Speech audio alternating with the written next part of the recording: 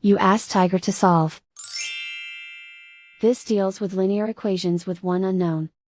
The final result is c equals -9. Let's solve it step by step. Group all c terms on the left side of the equation.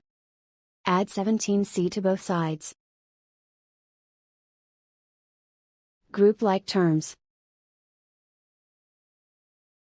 Simplify the arithmetic.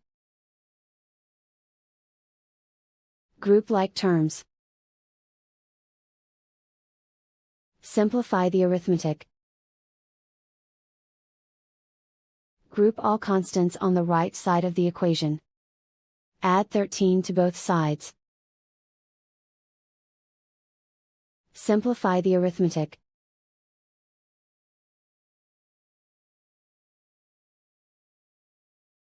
Isolate the c. Divide both sides by -3. Cancel out the negatives. Simplify the fraction. Move the negative sign from the denominator to the numerator. Find the greatest common factor of the numerator and denominator.